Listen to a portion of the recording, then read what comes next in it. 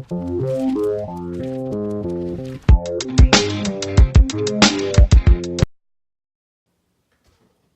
up, y'all?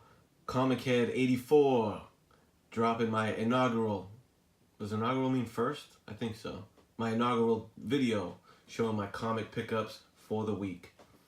I'm a longtime comic fan, comic reader, comic collector. So, shit, I've been watching everyone else's videos for the longest time now, enjoying them. So it inspired me to jump in the mix and show you guys what I'm picking up as well. I think my format for these videos is going to be 3 parts. I'm going to show you guys what I picked up, new comics off the rack that week. From there, I'm going to choose my cover of the week and my read of the week. The best read of the week, I'm going to give a quick review on the book itself, on the story, what I liked about it. And then from there, I'm going to round out the video with my back issue pickups for the week. Because, man, pretty much every week I'm picking up the new stuff off the rack, stuff I want to read, stuff I'm following. But come on, man, you know I'm always digging in those long boxes every week, so I might as well share those with you as well. So, let's get it started. Enough of this intro bullshit. First book, Astonishing X-Men, number 16. Battle Lines variant. I gotta say, I'm a sucker for these Battle Line variants. Especially a sucker for just Virgin covers. But, man, they've been killing it on these. I'm really enjoying them. This one was done by, what's his name? Yoon Lee. Yoon Lee did the cover of this book. Awesome Thanos image.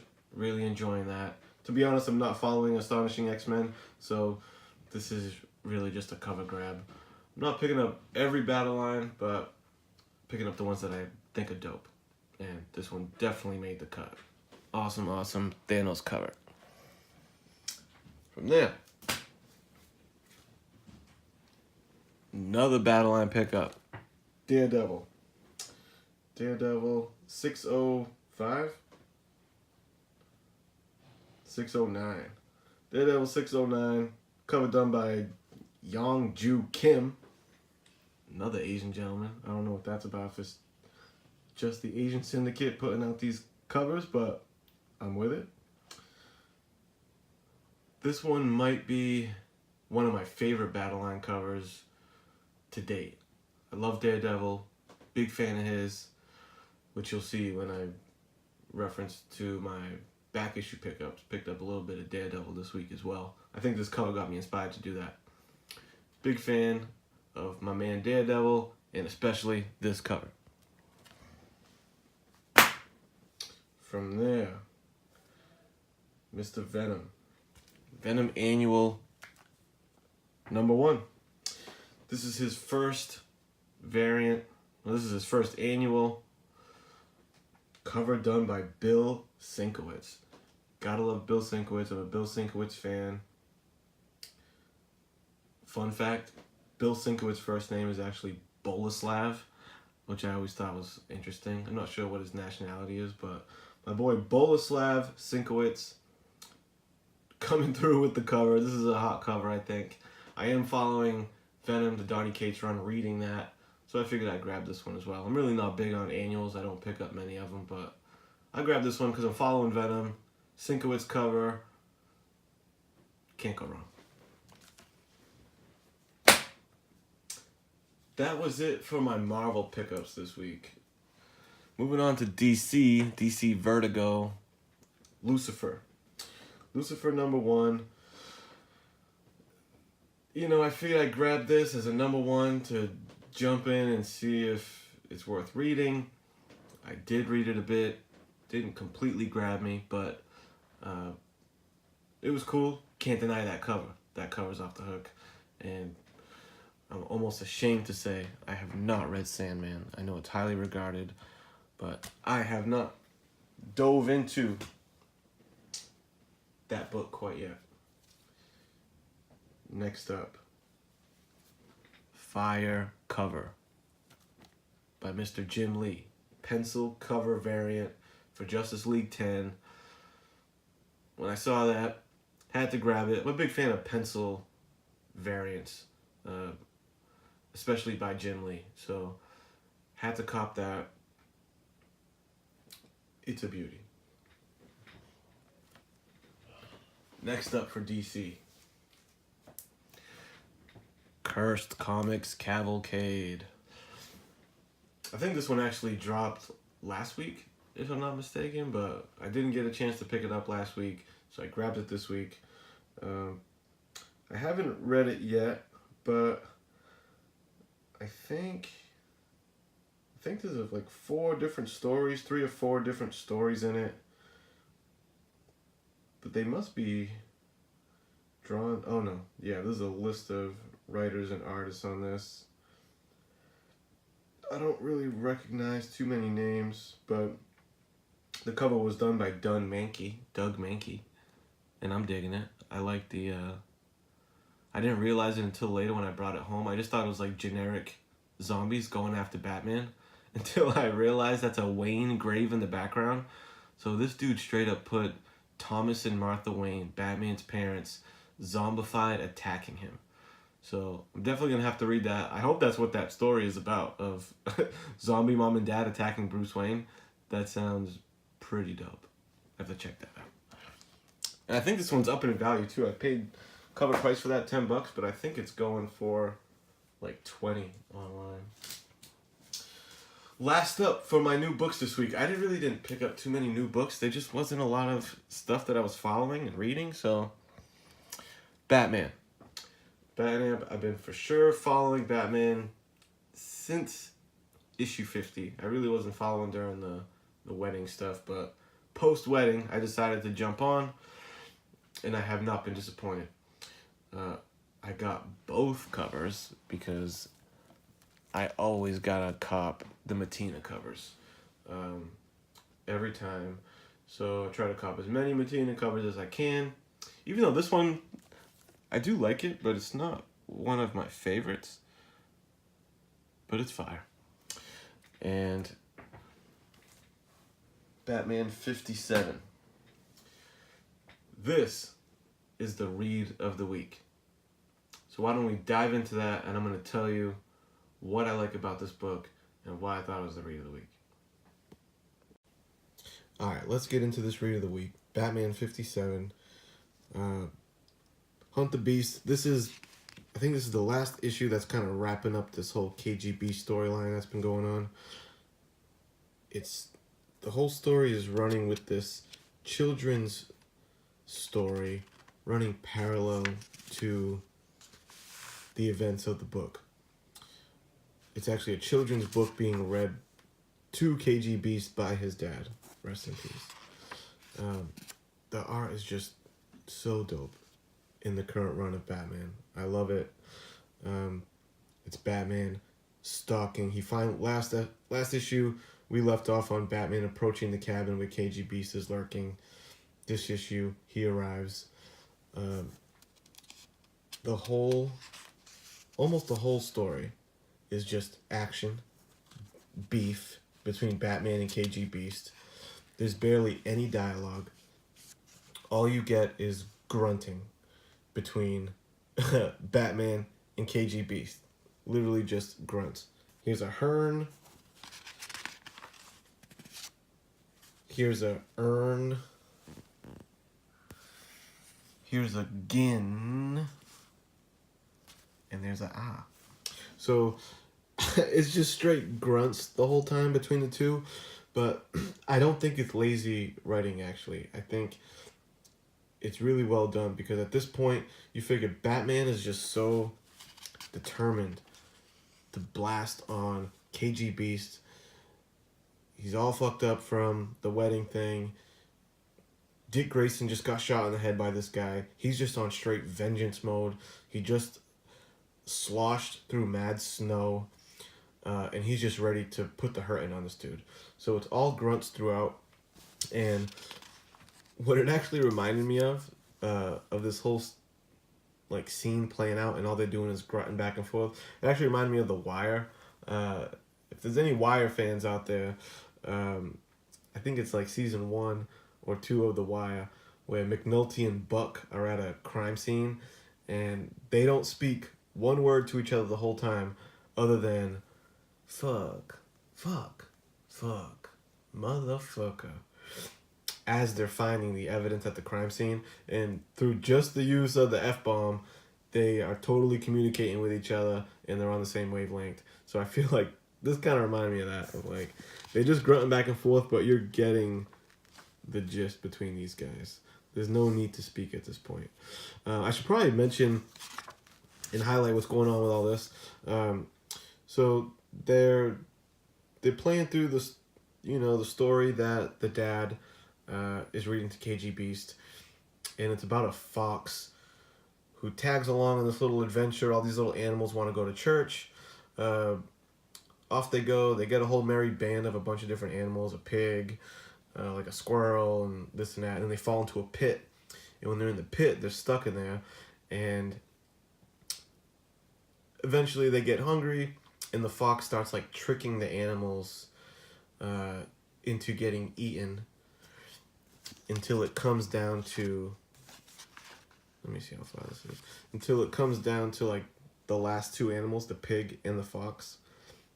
And the fox basically tricks the pig to eat himself. So the fox like wins because no one eats him. But then he is left, and then the way like the children's story ends, which is kind of dark, is the fox ate the pig, and then no one knows what happened to him, and it just stays unresolved. So I think the reason that they're showing that story along with this, two reasons. One is this is a bi-weekly book, and I feel like a lot of times a book is bi-weekly like that. They tend to throw in an extra artist to, either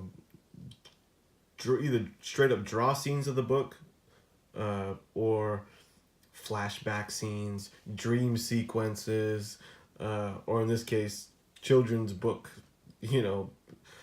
story sideline, just so you can switch up the art too, because there's no way an artist is going to keep those deadlines going every 2 weeks. But I think it was well done. I really liked it. I like the cartoonish vibe going on with the cartoonish vibe going along with the gore of eating stuff. I don't know how this copyright stuff goes. I don't know if I can go all the way to the end, but maybe one more page, because this kind of ties in that story. KG Beast is banging on Batman. Batman comes through with the Batarang, breaks KG's neck, and leaves him lying in the snow. And this is where the dopest part of the book is. I don't know if I can show the page or not. I don't want to get banned on my first video, but I'll just tell you guys. He is laying in the snow. He says his neck's broken. He's like, "Get me help. Call the hospital to save me." And Batman just walks away, and he's like, "Nah, bro. I'm the world's greatest detective. I will..." shit, I fucked that up. KGB says, "Get me help, and I will tell you who hired me to kill Dick Grayson." And Batman says, "No. I'm the world's greatest detective. I will figure out who put that hit on Dick Grayson, bro. So help yourself." And he walks away.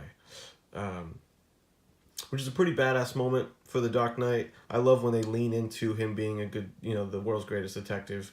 So it was cool for him to reference that himself, like, to show his, like, badass stripes. Usually it's like, "Dude, you know how much weight I can bench? Do you know what kind of martial arts I know?" He was like, you don't often hear, "Bro, do you know I'm the world's greatest detective?" So that was pretty cool. Epic moment. Walks off. And in that walking off is where all this ties in together, I feel like. I think the point they were trying to make is this is showing, like, the seasons changing where the fox is left in that hole. And this is when they're illustrating no one knows what happened to the fox. Who knows? Did he die? Did he escape? I don't know. And I feel like that's kind of what they're leaving us with KG Beast. He left him with a broken neck in the snow, in like Siberia, and and we're just left to ponder the same thing as we are of the fox. Is he dead? Is he not? Who knows? Spoiler alert, probably not. Basically the last page of the book is Thomas Wayne reading this same story to Bruce Wayne. So it opens up with KGB's dad reading it to him, and it finishes with Bruce Wayne reading it or getting it read to him by Thomas Wayne. Okay, that's why I thought this was the read of the week. Dope art, dope story. On to the next. Okay, let's get into this back issue breakdown. Here's what I found. Rummaging through boxes, hitting up a couple different stores, see what I could get. And I'm going to start with the more modern stuff. Some of these technically back issue grabs, but some of them aren't that old. So, Thor, #1. So, I hear a lot about this series as like having key moments in it, introducing new characters that may be of note down the road or something like that. I try not to get too thirsty for keys, every little key, but I saw it on the rack. I've heard it mentioned in lots of videos lately, and Thor's the man. I'll probably give it a read too, because this one supposedly is first appearance of Wolverine as the Phoenix, Wolverine possessed by the Phoenix, which could be interesting. I think I saw who they're talking about in the last issue of Infinity Wars. I do read Infinity Wars, and I think that was a dude that rolled up with, spoiler alert, dude that rolled up with like the parallel universe Thor, Loki. I think that's the Phoenix Wolverine they're talking about. So I guess he is showing up in other books. So I don't know. Maybe he's of note. So I copped it at cover price. I grabbed one more Thor book. Thor #5. Cosmic Ghost Rider on the cover. Looked pretty dope.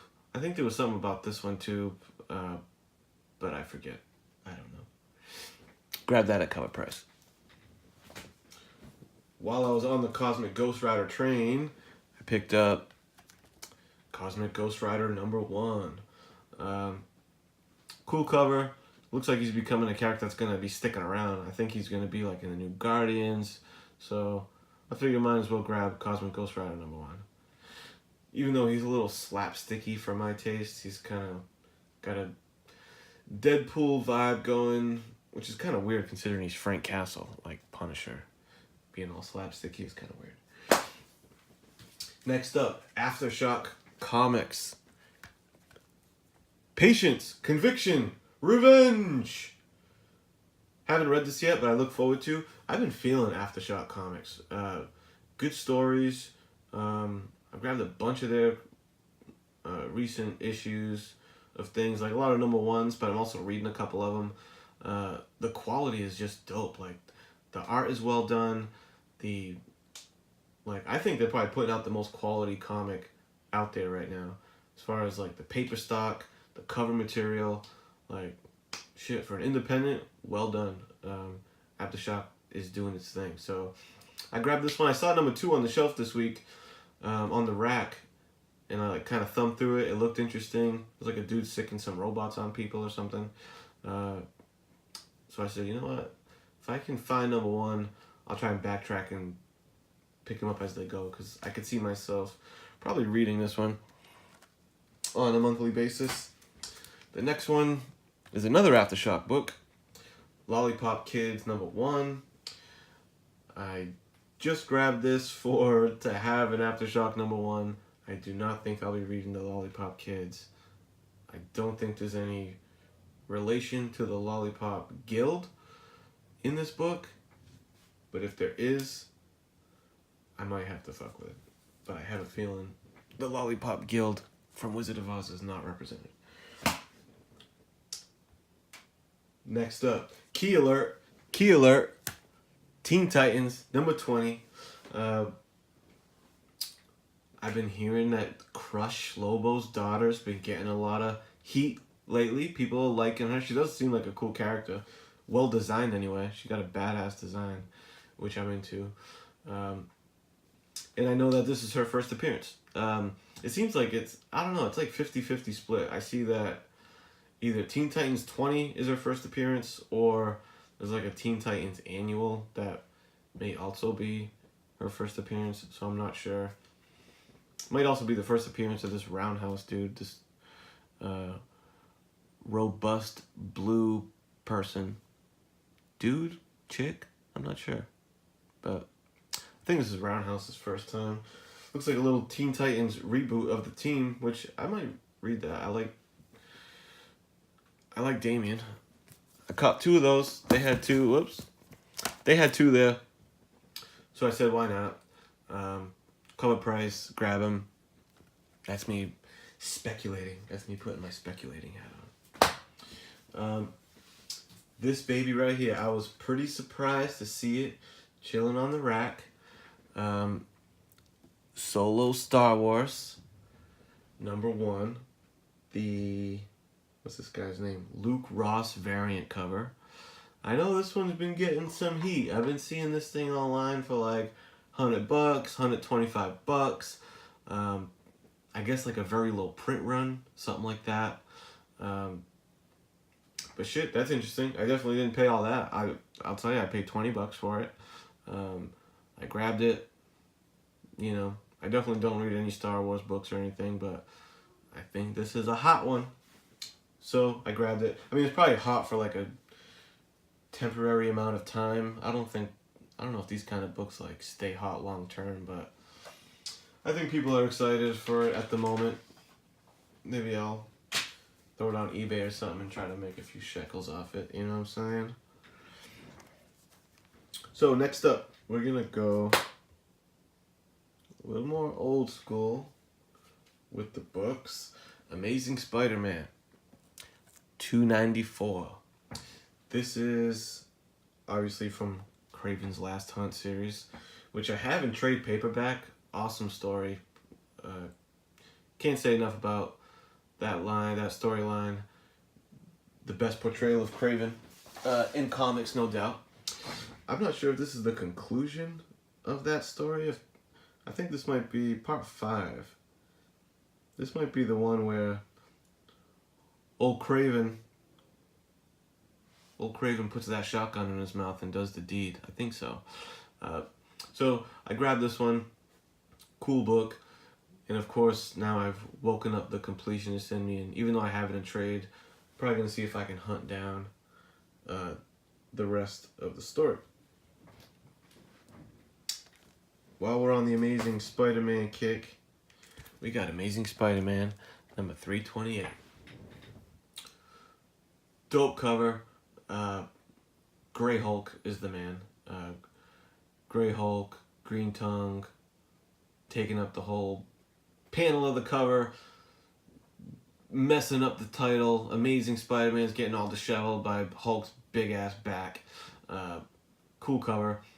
I think what's of note of this book is, I think this is McFarlane's last issue on Amazing Spider-Man. So I figured I'd grab it. Cool cover. I don't have this one, so I wanted to pick it up. Amazing Spider-Man 328. That's from January 1990.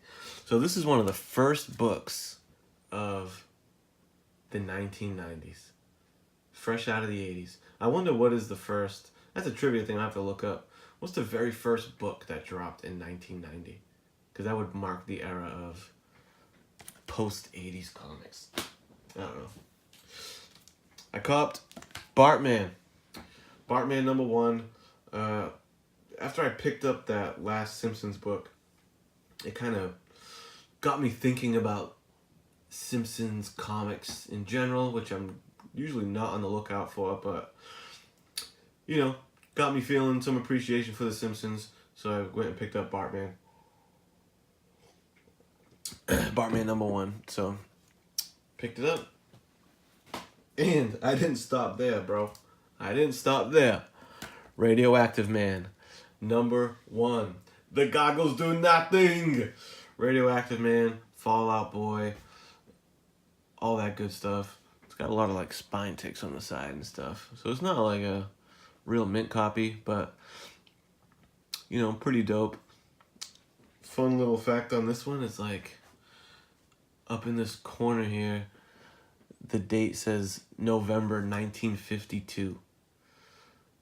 So that's kind of funny. I think they're trying to like play it off like it's actually Radioactive Man's #1 in the Simpsons world. Because I guess his #1 comic would have been back in the 50s.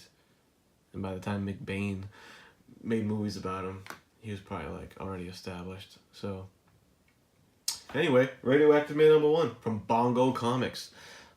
What else does Bongo make? I don't know about any of... Whenever I think Bongo Comics, I think of Simpsons.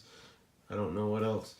Speaking of obscure comics, or obscure comic companies, and TV properties, check this out.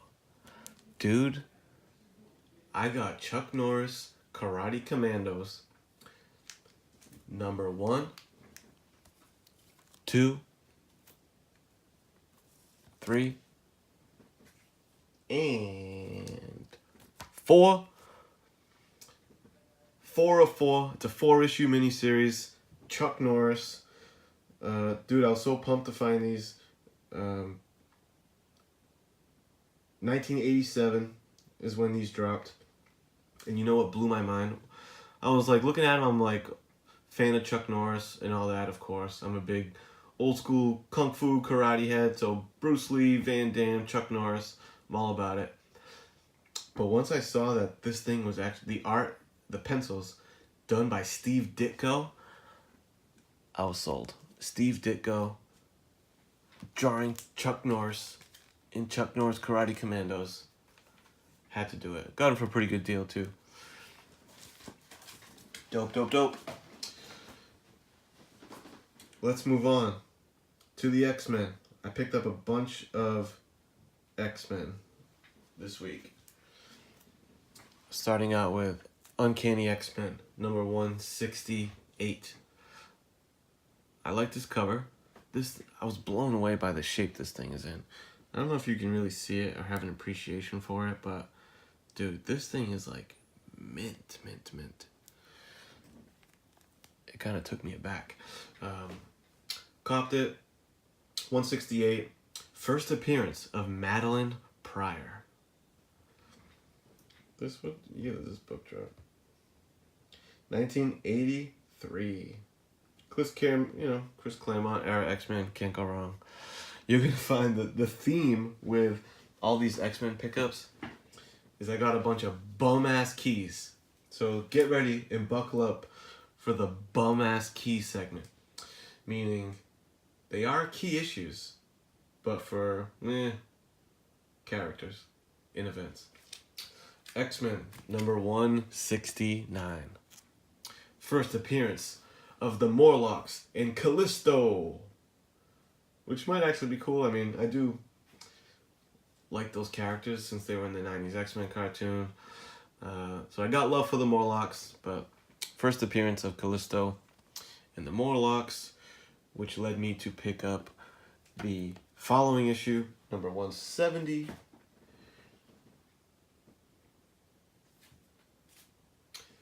This next issue is #177. It was kind of funny how this one worked out because I went, and this week I just picked up a bunch of, I was picking up this run of X-Men, these runs of issues, and I do sign up for, this was the first time I received a mystery mail call from Comic Tom 101. Shout out to Comic Tom. Like I said, I mess with all the videos.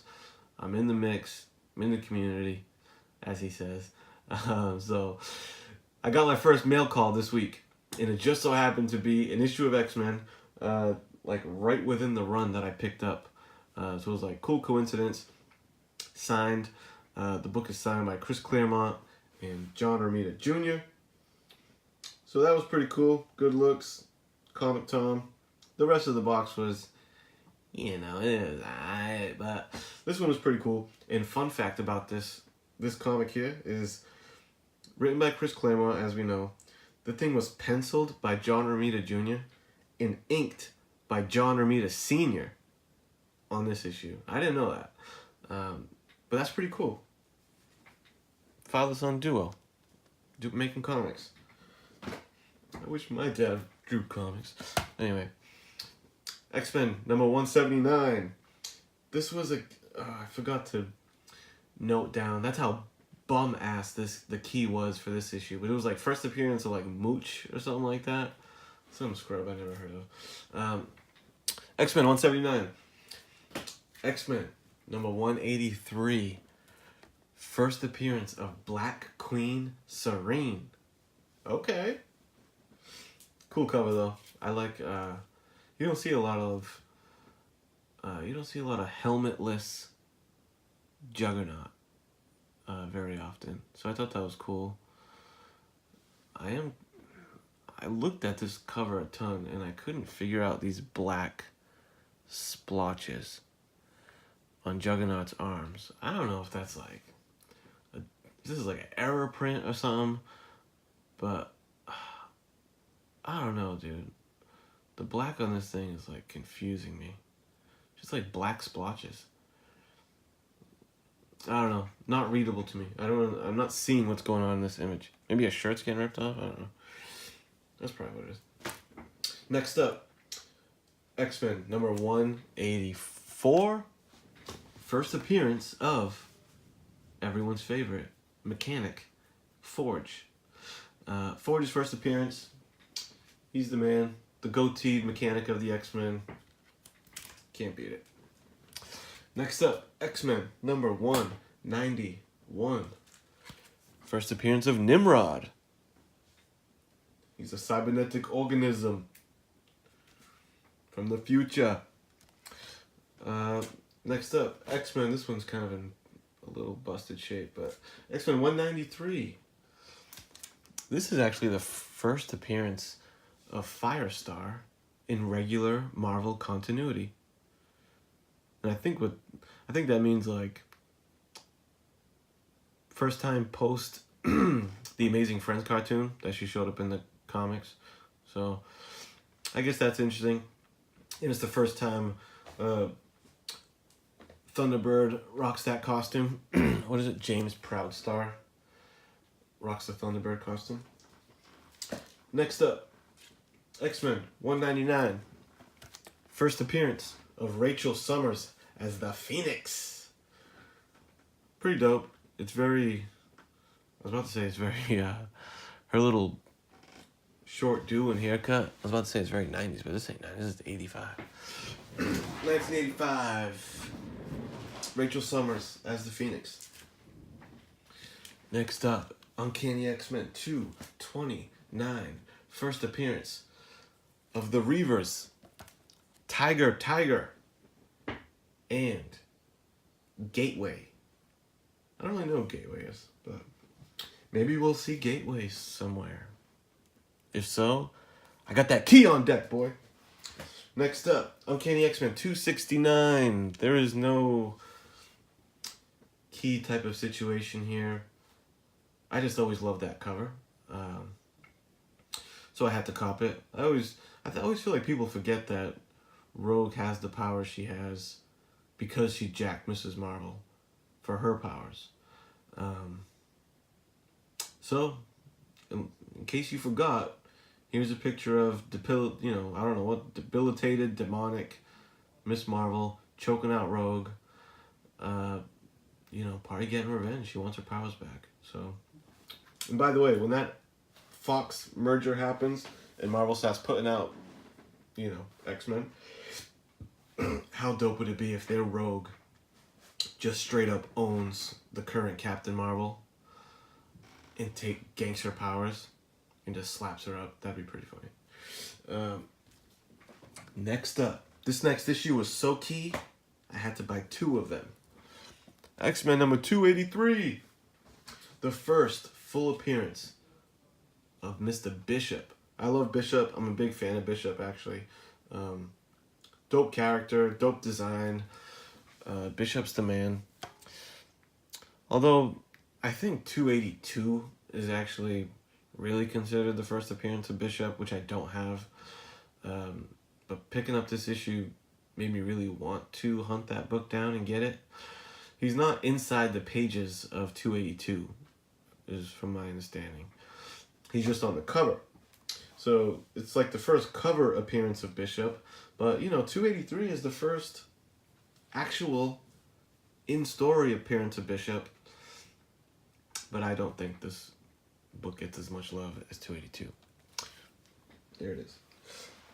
And lastly, to round up the X-Men pickup, the pickup for X-Men Bum Keys, the last bum key, and maybe the most bum key of them all, is the first appearance of Maggot, the mutant who could make maggots come out of his body or something and like sick them on people. Maybe, I don't know. It's Maggot. So, moving on from X-Men, I think I probably saved the best for last. Because you got to end on a high note, right? So, let's see. Let me try to do these in number order. So, Daredevil. I did a little foreshadowing earlier when I showed you that Battle Lines cover of Daredevil. That I picked up some more Daredevil. So, here they are. Daredevil, number 175. Dope Frank Miller era Daredevil. Classic cover.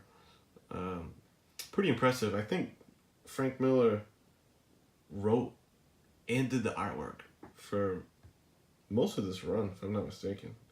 So, that's pretty dope. 175. From 175, we jump to 188. Death of Elektra. This is where Bullseye does the deed. Hits her with the side to the stomach. And, kills Elektra. Next up is issue number 183. Love this cover. Punisher blasting Daredevil. I like mad close range. Like, that is about as close range with a rifle as you're probably gonna get.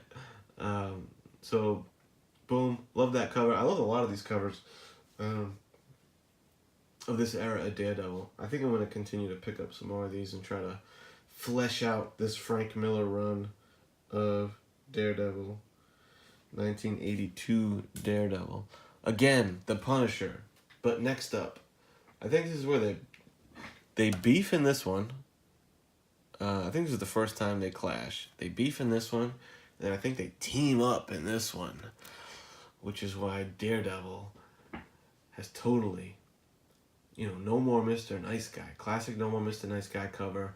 I think the Punisher may have rubbed off on him. You know what I'm saying?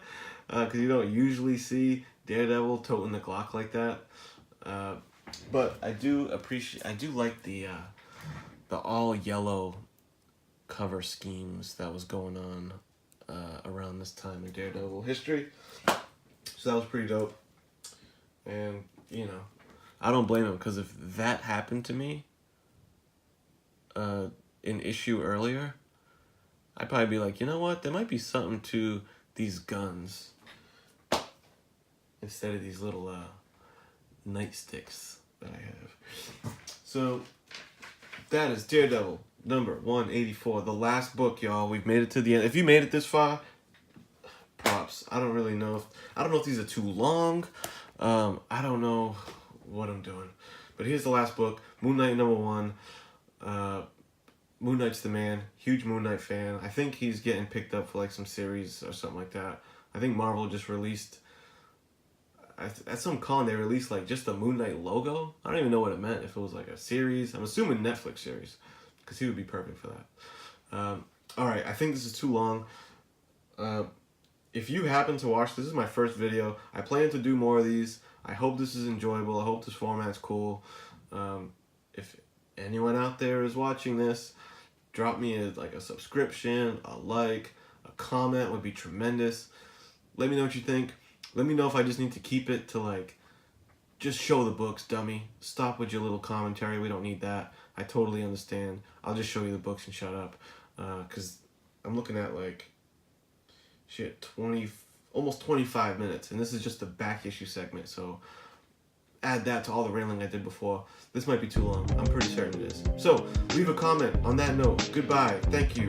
ComicHead 84 out.